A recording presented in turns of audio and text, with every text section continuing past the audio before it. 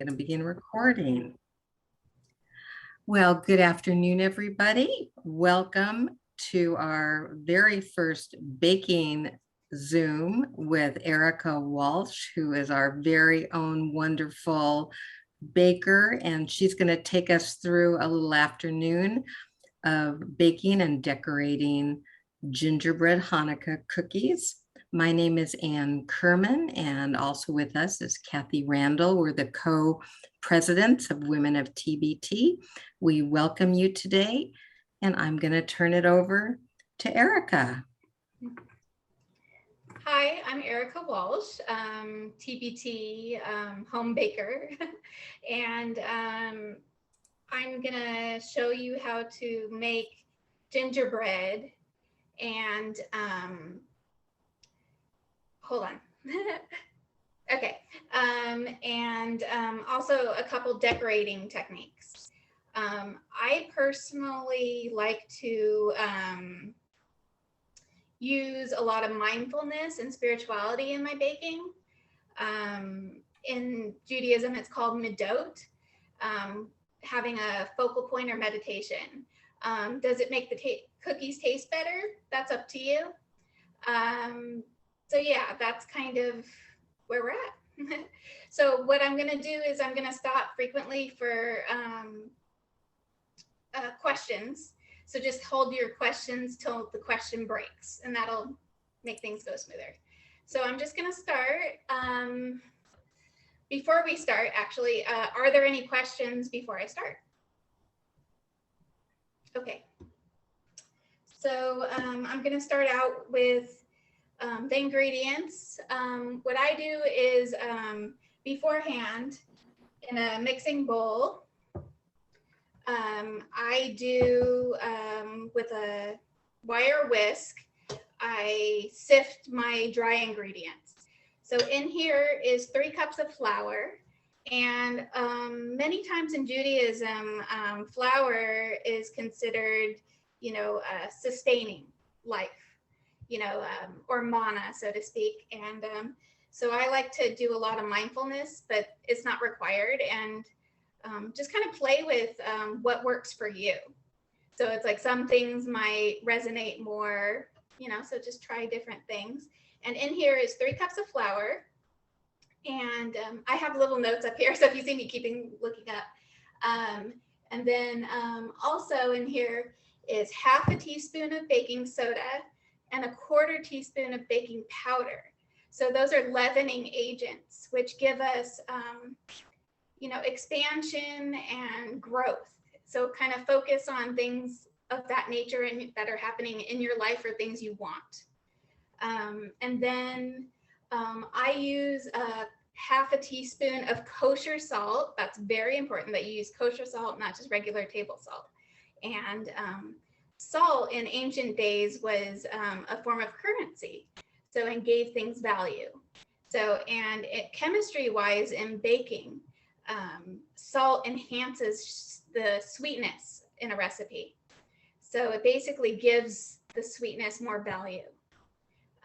So it's kind of like if you think of any hardships that you want to just let go of, that's a moment for that. That just make things that are happy feel more happy, if that makes any sense. And then also in here goes my spice mixture. So I tend to like a less gingery gingerbread. I don't know if anyone else is on board with that. But so what I do is I do 2 teaspoons of cinnamon to 1 teaspoon of ginger. And then I do, the rest of the ingredients are cardamom, cloves, nutmeg, allspice, and actually ground black pepper. That's my secret ingredient. Those are all half a teaspoon. And in the recipe that they sent out in an email, I have at the end of the recipe swap outs that depending on how your flavor palette is. So you could check that out. Any questions? Okay. Okay, so now what I'm gonna do is I'm gonna put this over here. And I'm going to start with this. And here is half a cup of unsalted butter at room temperature. That's a very key thing. When a recipe says room temperature, follow that, because it can change the texture of your final product. So here's some noise. So I'll try to speak over it. So this is the butter. You start creaming the butter, and then I add half a cup of packed brown sugar. You just put it in. And I don't know if you can see that, but you want to wait till it completely mixes to, yeah, where it's kind of fluffy and kind of like a maple color. So and then you turn that off, and then I usually put it down to do this part. And then you just plop in 2 room temperature eggs, and here's my handy dandy spatula. And you just kind of get all that goodness in there. And then at the same time, because you don't want to overmix the dough, I usually, this is when I add my molasses. And I spray the liquid measuring cup with canola oil spray, or you can even wipe it down with some unsalted butter. So, and you just kind of, and it just makes it come out a lot easier. And then a good tip is when you're pouring out your molasses, make sure to wipe the jar before you stick the lid back on, or else it'll be really hard to get back off. So trust me, I've learned that the hard way. So, okay, so then you, whoops, mind you make it go up first. So, and then you just mix it. Yeah, about 3. There we go. And then this is a key point where I like to do the flour in 2 parts at this point. And before you add the flour, scrape it down, where all that stuff that gets stuck to the side goes down. That's key.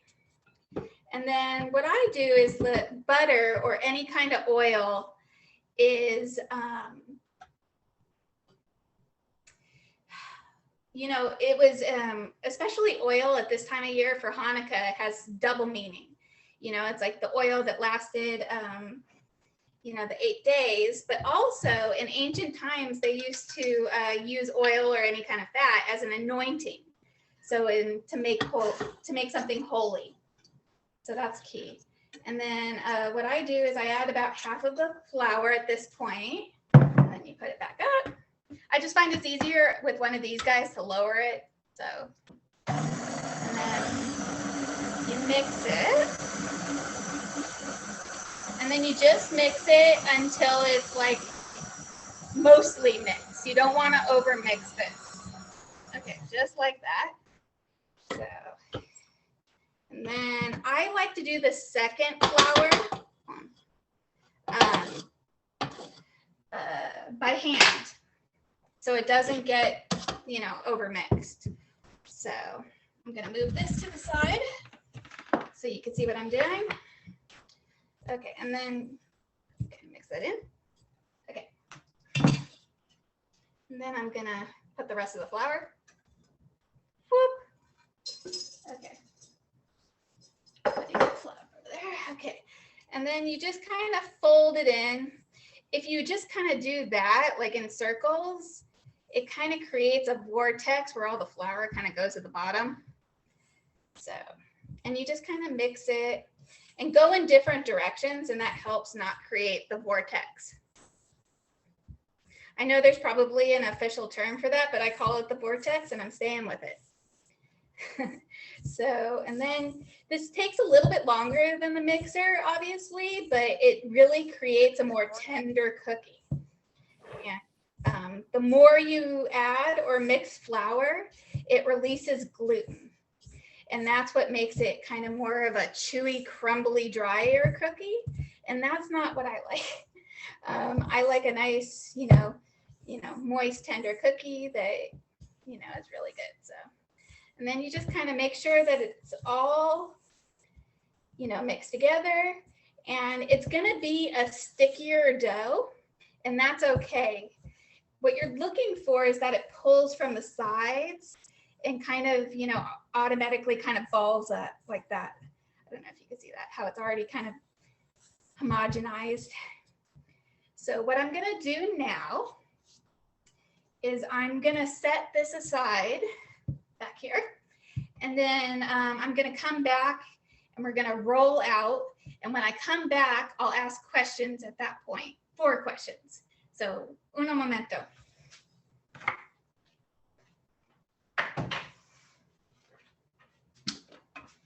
Okay.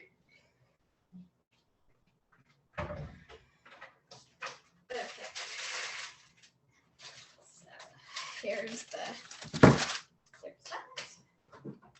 And this. Okay. So what you're gonna do is after the dough, does its thing, you're gonna chill it. Are there any questions at this point?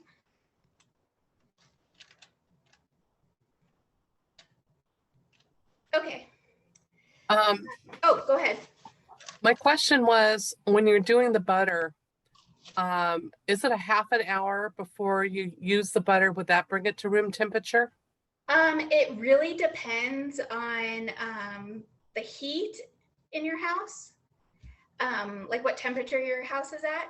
Let's say my house is at 68 degrees. What I find is best is actually to put the butter out overnight. Okay. And it's usually the perfect temperature after you've gone to sleep for about 8 hours. But if you're in a pinch, I usually find at least an hour.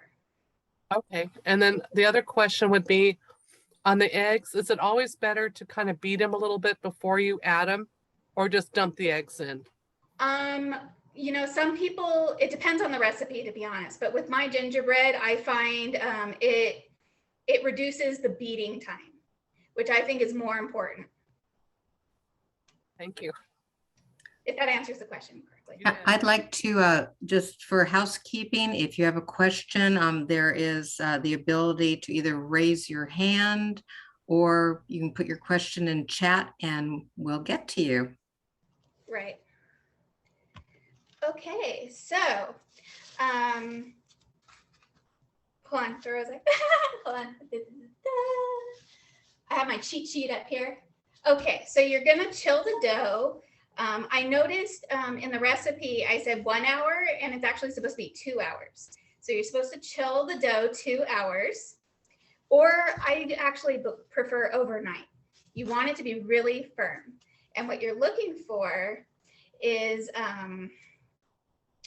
to be able to indent it and for it to stay, but not to give it some pushback, so to speak. So I'm gonna take this apart. And then what I do is I use parchment paper to roll mine out. So you put one piece of parchment down. I don't know, hold on, let me see where the other one went. That way I can see what you guys are seeing. I don't know. Anyway, sorry. Good. Oh, thank you. Okay, so you just sprinkle a little flour. I make that sound effect, I do. So it makes it more fun. And then you just put the dough in the center like that. And then you kind of cover it with a tiny bit of flour. The least amount of flour possible is the best here. Because, and I kind of just rub it on a little bit so you don't have to sprinkle as much. And then you put a second piece of parchment over it. That's right there. And then what I do just to get started, because it's going to be pretty cold. Oh, before I start that, what I do is I turn it and I put it over the side a little bit and use my body weight to keep it in place, if that makes sense. Like you fold it over the side of the counter and I lean against it to kind of keep it in place, or else you're sliding all over the place. So what I do is I put it in the middle and rock it a little bit back and forth to get started. And then I rotate it This is when it's good to have a little bit of a tummy. So, and then what you do, what's important when you roll it out is you pull away from yourself. Like don't do the rocking back and forth, because then you'll probably get like not as even. So, and then it's better to just rotate instead of going back and forth. So what I like to do is I like to do what's called the heart method, where you go one side of the heart and then you go the other side of the heart. And you kind of push out.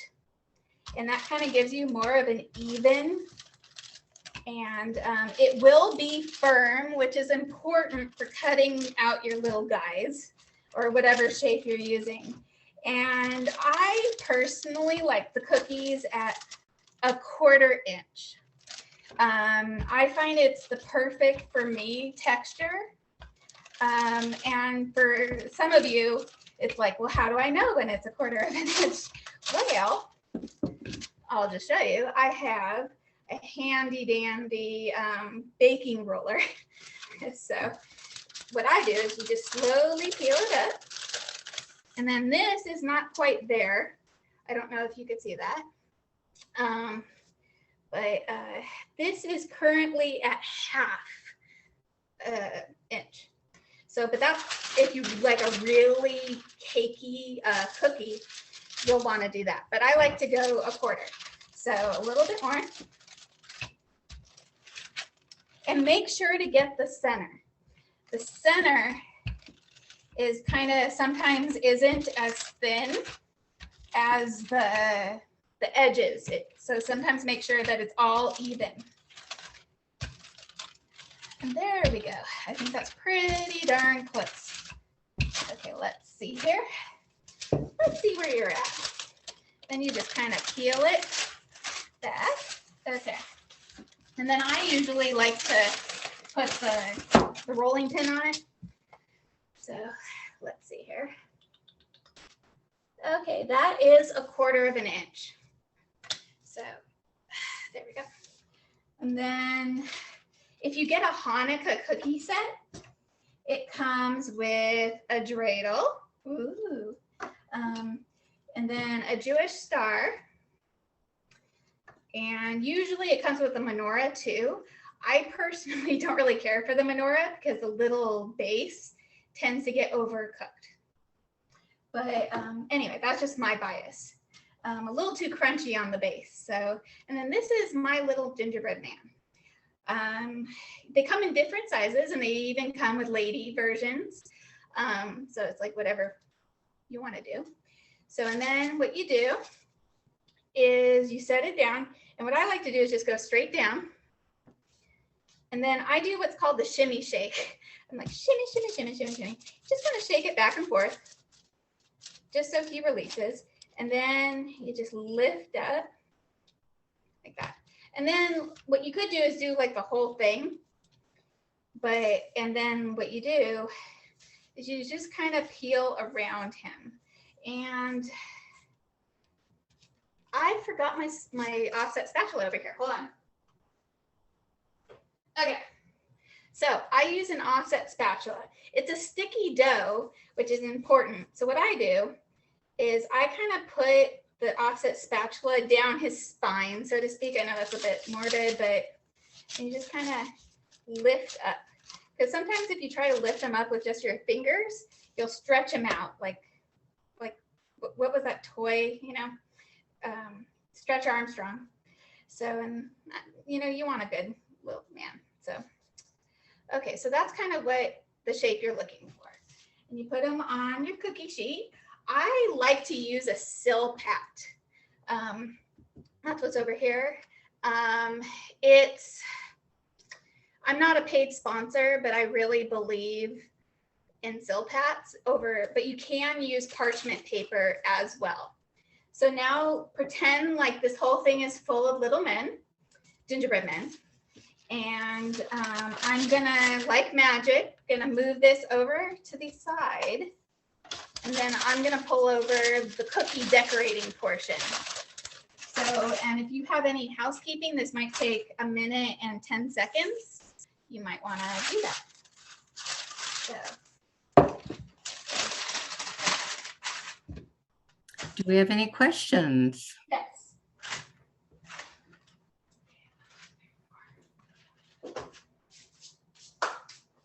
Okay.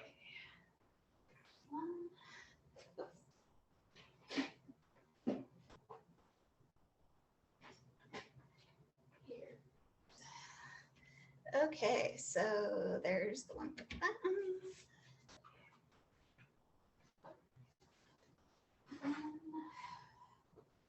Okay.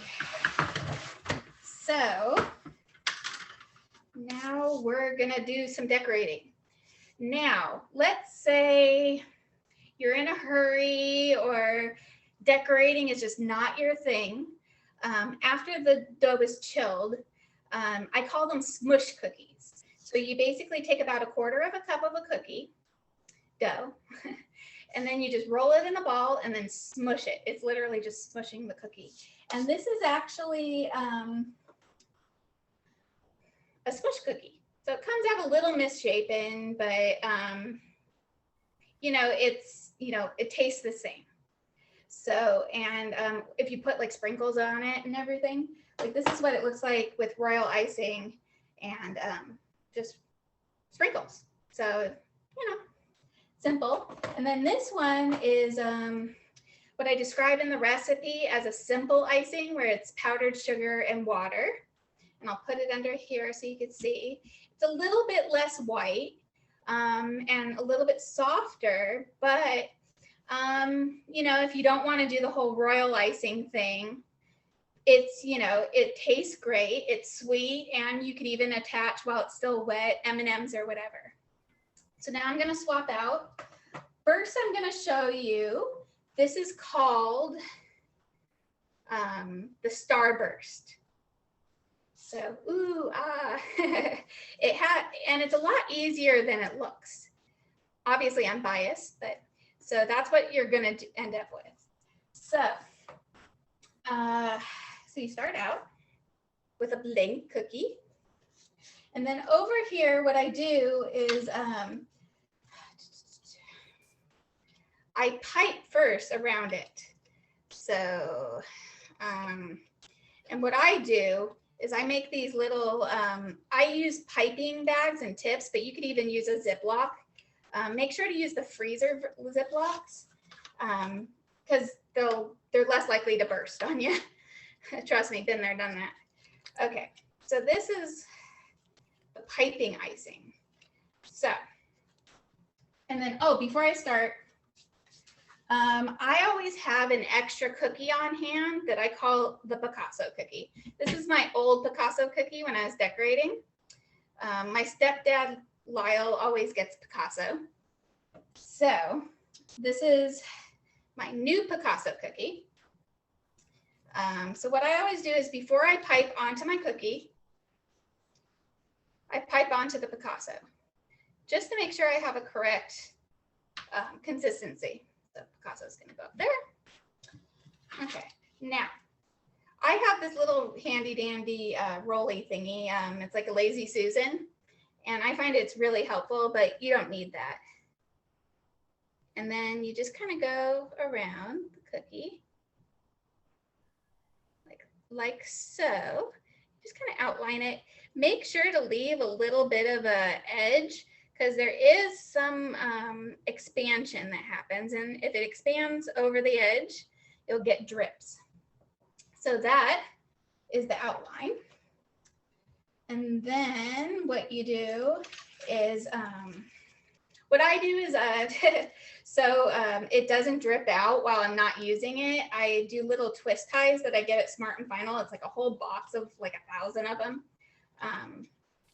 So I should have undid these. I didn't quite think that through for timing, but anyway. So if you want different like designs, that works. So what I like to do is do the dark color on the outside first. So you just kind of, and then what I usually do is I do a little bit of a thinner white. I almost need like a sous chef to unwrap these while I'm doing this, but anyway. So let me just do the other blue while I'm at it. So, you know. Okay, so first of all, I do white. Okay. And you do kind of like an inner star. So, and you kind of just do that. And see how it's thinner and it's kind of expanding more. Okay, and it doesn't have to be a perfect thing because you're going to be zigzagging through it. And then I like to do the darker blue on the outside. I just like that look. So, and always have a paper towel in your hand to wipe the tips. So, and then you just kind of go in between the two whites and you just kind of pipe.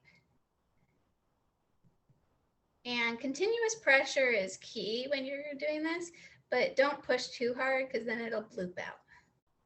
And you don't want a big bloop. You know, so yeah, so and then you just go and fill that in. And it will expand into the white, but you could just kind of fill it in a little bit. Okay, wipe the tip.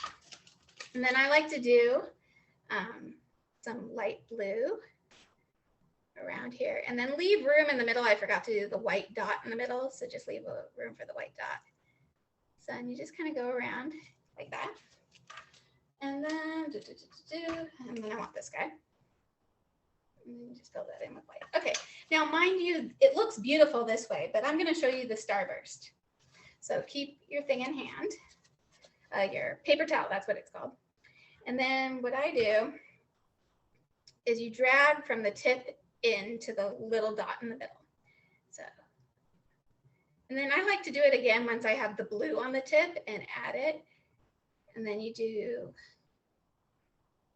and make sure not to scrape the cookie because then you could get, I call them rivers where it's like blank, it's like a valley. Or also what could happen is you could bring crumbs into the icing where you don't want that. So I'm trying to do this a lot slower than usual, so just so you can see. Okay, now it's already looking very beautiful. And you, wipe the excess frosting off of your tip. You could do this with a what do you call that? A toothpick. Yes, thank you. A toothpick. Now, then you go, I call this the armpit of the, you know, in between the tips. So, and then you do the same, you go in, and then if you have the rolly thing, the turny thing I have, then that makes this really easy because then you don't even have to pick up the cookie. So you can get these at Walmart for like 10 bucks. Okay. And then you just do that going around and then wipe your tip. Now you're going to go out in between each of these drag marks. So I start here, here, and then I actually like to leave a little bit of icing on the tip because it adds colors here and there. So, and then you just kind of run it through on each side. You just kind of do that. And then I wipe it. And then what I like to do is do a little swirl on in the middle. So you just kind of go around and then boop. And that is the starburst. Yay! You just did a starburst. Any questions?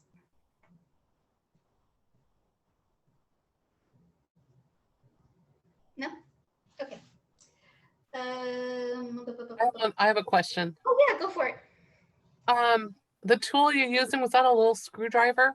No, oh, I forgot that part. This is called a scribe tool. You can actually get them on Amazon, a whole pack of like 6 or 7 of them for like $5. Oh, okay.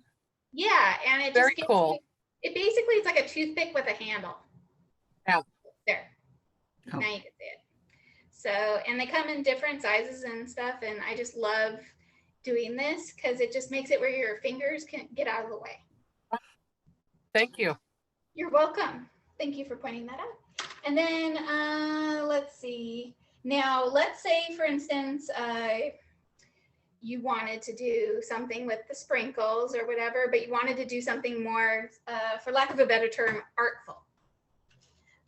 You can do it while it's still wet, have a bowl and just dip it in the sprinkles, or you could fill it in with white and then let it dry. And then you could let it, and then you put a border of white around it. And while it's still wet, then dip it in the bowl. It gives it, and then shake it off, and you have instantly a border of sprinkles. And that's kind of like an in-between, you know, and that's really fun for, you know, any age, you know, it's not just for children. I even find playing with sprinkles fun. Could you say how to do that border one again? I'm sorry. Yeah, no worries. I know I'm talking fast. I'm caffeinated. Okay. So what you do is you fill this in completely with white.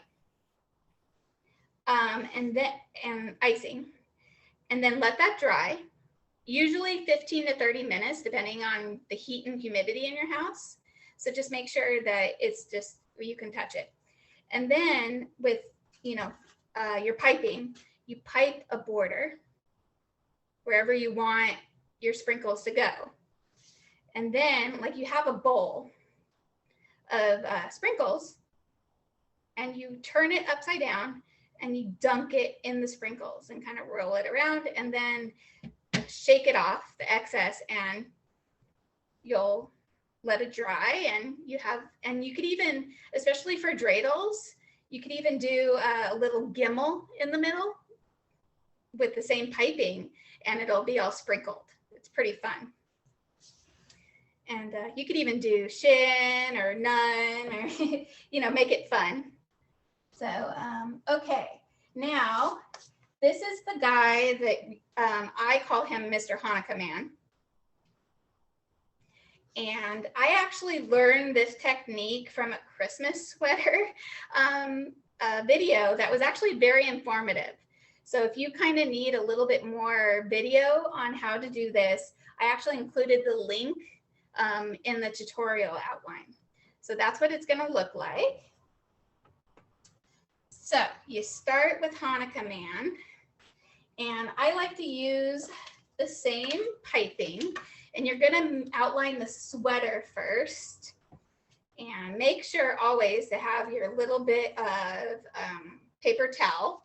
If you're more environmentally conscious, you could just use like a napkin, like a cloth napkin. So, so I like to, before I pipe, I like to twist the bag a little bit and then hold it. And while I'm twisting, make sure to hold the paper towel on the tip so it doesn't splurt everywhere, because that's no fun. Okay, now what you do is I like to go around the neck first and create like kind of like a boat neck. And then you kind of lift. And then you kind of go down the sides till where he flares out a little bit. Like that. And then just go across. And then I'm gonna go around. And then you make the sleeves at the same time. Okay. Just kind of go around like that. Okay, it's a little thin right now, but that's okay.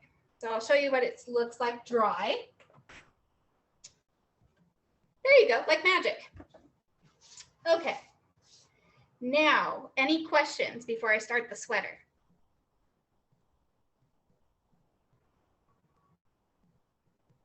Okay, and then for some reason, one of my neighbors decided to do a leaf blower at this moment. Okay, now what I do is you take the white, whoops, the other one. I actually mark my bags so I know which one is piping and which one's, you know, lighter, like a thinner frosting. So what I do is I need this guy. Okay. So I do 3 lines to start out with in the white. And just make sure that there's enough room for the blue. I usually do 3 lines like that. And you're going to be making kind of like a chevron pattern. And then I'm going to use my handy dandy Picasso to make sure that this is a good consistency. And it's coming out. I forgot to twist. Okay, there we go. Oh, I see what the problem is. Okay, there we go. Okay, so that's the key to having a Picasso, is you kind of just, okay, so now let's say this is a good example. See how it closed up right here? That's totally okay. You just kind of go over it a little bit, like that. Okay, and then I like to do them in the same order. So I like to do it like that, and then, if that makes sense. Okay, and then you take your other one. I like to do a lighter blue and a darker blue for Hanukkah. This pattern works the best with 3 different colors. So, and you can actually use this with any colors. Like if it's like someone's birthday or something, you could do little sweaters, you know, with their initial or something in their favorite colors, you know, go wild. So then you take the lighter blue, and some of this takes a little bit of patience. So, and then you just kind of fill in the blank.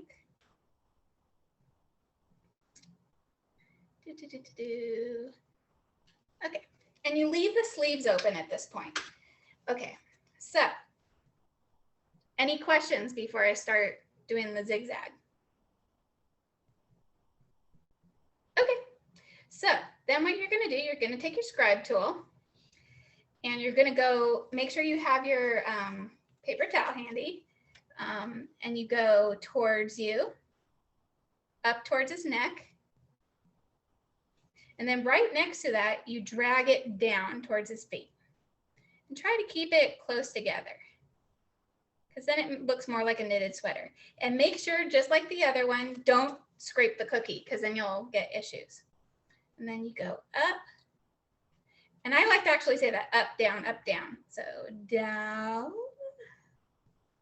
and then up, and then down, and then up, down, and then up. And I don't know if you could tell that I'm just going through the icing. And then down. It really looks like knitting. It does, isn't that awesome? And it does that with the 3 colors. So don't skimp on the 3. And then you just kind of go down the side. Okay. So that's the little knitted sweater. And technically, if you just want a vest, you can not do the sleeve part, but I like sleeves. And then for the sleeves, you just do 1 of each.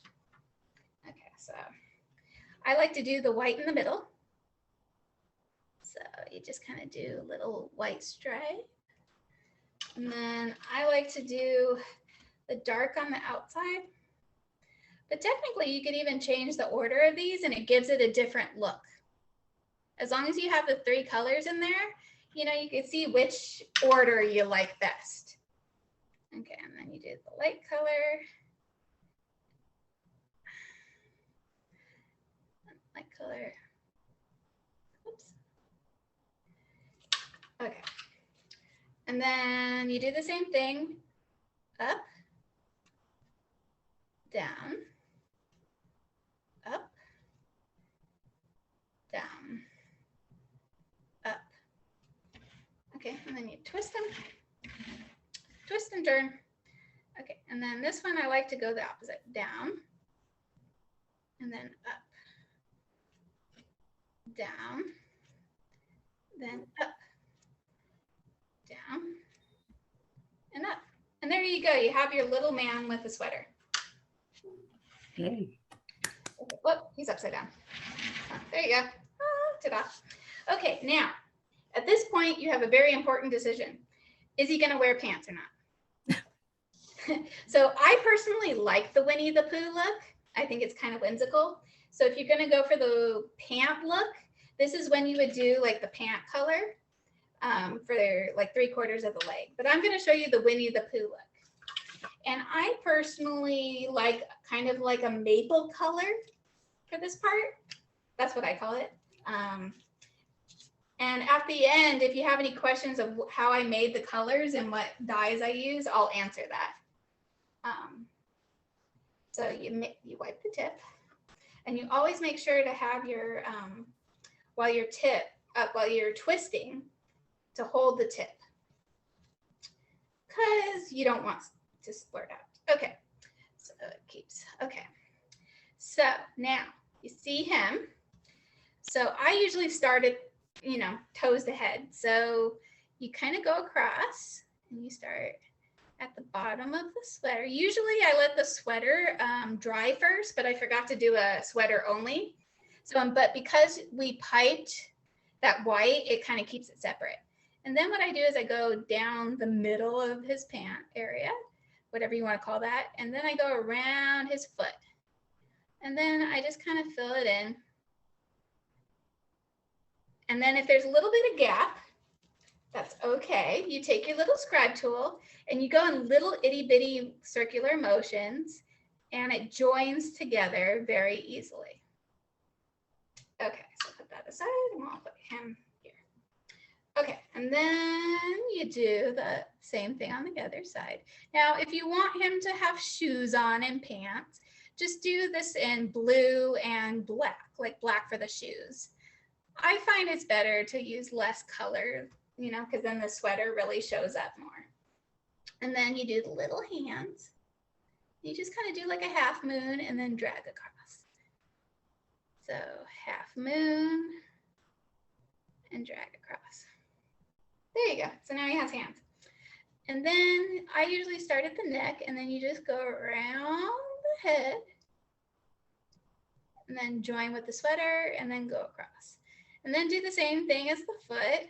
You just kind of do a little dollop in the middle and just do little circles to join. It's better to do it this way because then you don't put way too much frosting. And then you just kind of join it. It's surprising how little frosting you need, because you just kind of drag it and do little itty bitty circles. There you go. Now he is fully dressed. Voila. Okay. So any questions on this stage? Kathy? Okay. So I'm going to put him away.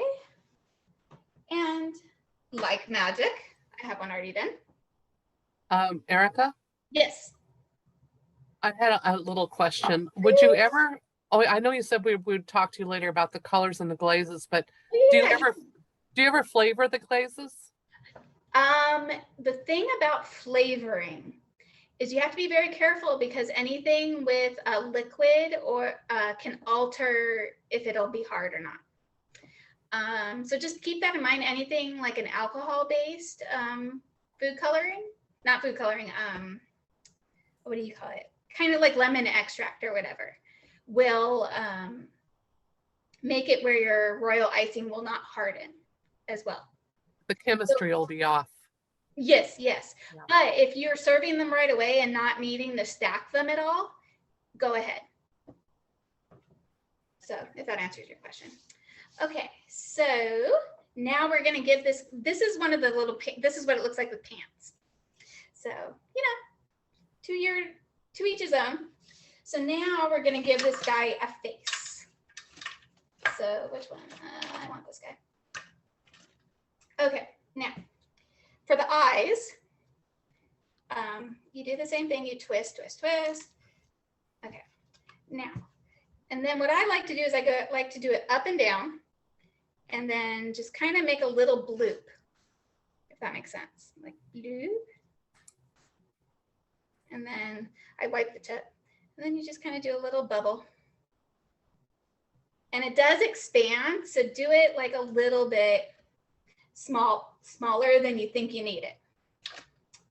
Okay, now. That must be 4. Okay, now. Oh, I did the wrong one. Don't do that. Okay. I'm not a professional. Okay.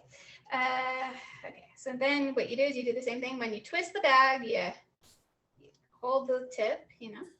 Okay, so now this is black. What I do is I'm gonna do the irises now. Okay. So you go over your white and you just go in the middle and you just right above the white, you do the tiniest little dot. Now they're gonna be like sticking out a little bit, like for lack of a better term, kind of, you know, like nipples, but, and that's okay. So I don't know if you could tell that, but what you do is you stick them back in with your tip. Just go a little bit, like a little circle. You stick it back in. Okay, there we go. And now he has eyes.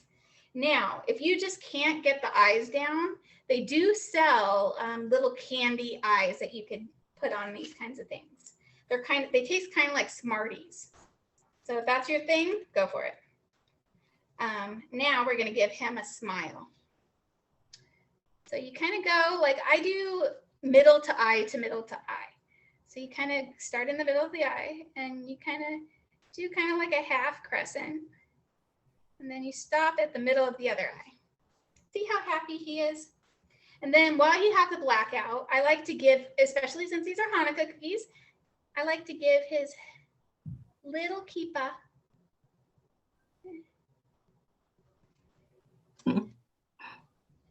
And then you want him to be extra happy because, hello, it's Hanukkah. So I like to do a little bit of pink, rosy cheeks. And it just gives it that extra little touch. Shimmy down the icing. Okay, and then at the tip of the smile, you just kind of do the same thing, but smaller as the whites of the eyes. There we go. And now he's happy as a clam. See, very happy Hanukkah man. He gets to eat his safkanyot and have some latkes. Now, let's say this isn't Jewish enough for you.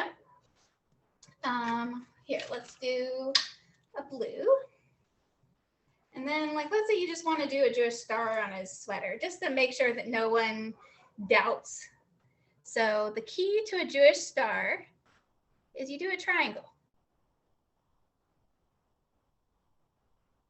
So I kind of do a triangle and then you end the triangle. And then you do an upside down triangle. So you kind of like that. But, okay. And it helps to do one line at a time. And there you go, a very Jewish sweater.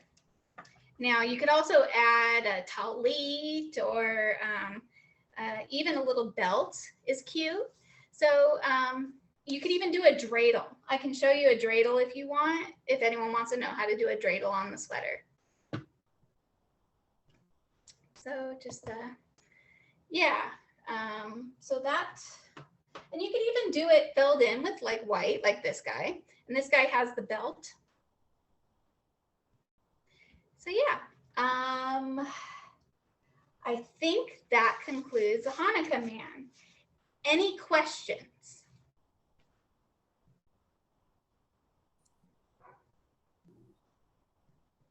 You have a question? Questions, comments, concerns? Oh, yeah. I always wondered, I've gone looking for tips for icing and I never know what to buy or what is a good one to get. The actual metal tips, you mean?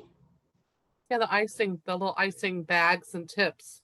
I love Wilton products. Okay. And actually at Michael's, they have that whole baking section. And I like to use, these are 12-inch bags. And I find smaller is easier to pipe. So it's better to refill them. So what I do, I don't know if you can see that, I put a twist tie at both ends. So, and at this end, you could refill these. Can they freeze? Well, like if you have leftovers or that's it? You actually can. And then to bring it back to life, you just add powdered sugar, sifted powdered sugar to give it because usually when it's chilled, it absorbs extra moisture and it gets really thin. So you just want to thicken it up. And how you do that is just you add sifted powdered sugar. If that answers your question. Yes, it did. And another last month. I'm sorry I'm asking so many No, questions, no, please. but sometimes, you know, I've gone to stores and I'll see that they have gingerbread men Mhm. and they do this kind of little, you know, real scallop little Yeah. kind of borders and stuff. Like, do you The do that with Christmas, those same yeah. tips and the same icing? Did you want me to show you how to do that? Oh, sure, if you like. Yeah. I'll show If we you. have time. Yeah. I'll actually show you on one of these blank guys. How about this guy in front of me? Okay, so like let's say you wanted to do a scalloped edge, like if you spotlight him, this little guy in front of me. Okay, there you go. So you just take the piping color and what I like to do is, you know what, I'll show you in pink so it really shows up. Okay. So what I like to do is I call them half moons.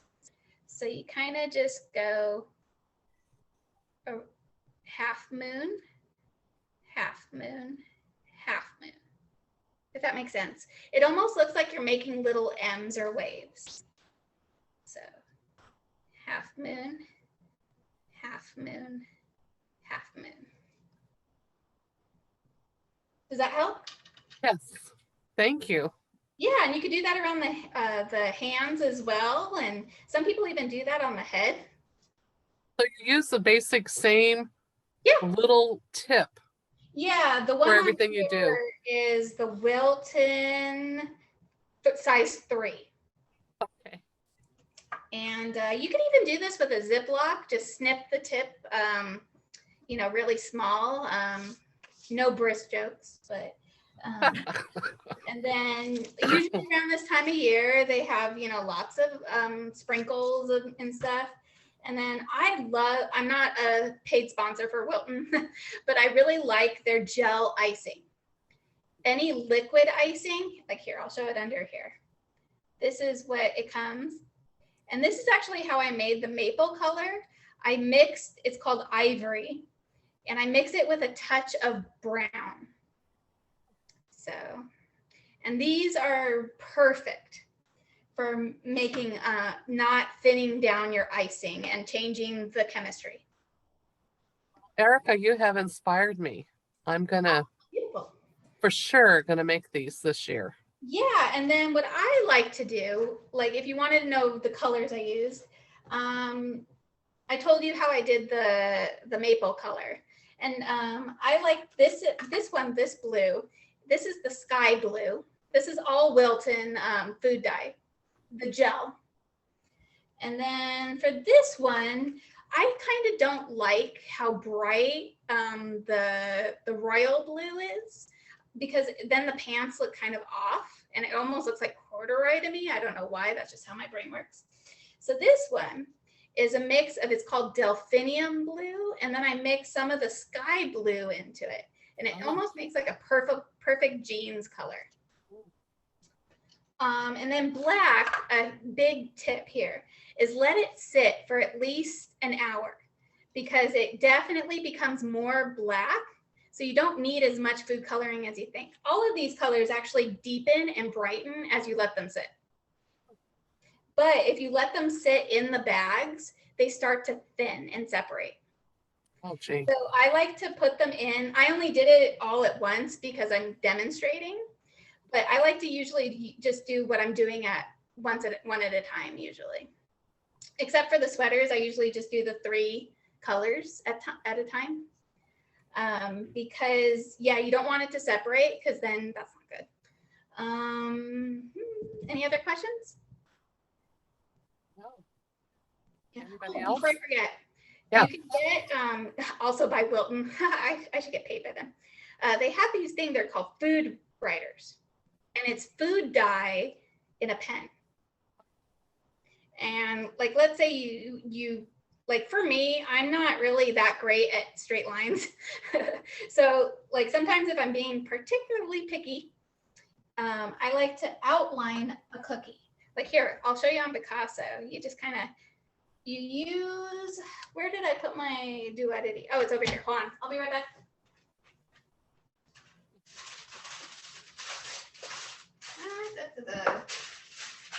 I don't know where it went. the, there it is. Found it. Okay. So my handy dandy baking ruler. This is very helpful for people like me that just can't draw a straight line to save their life. So you just hold the ruler, then you take your little pen and you just draw a straight line.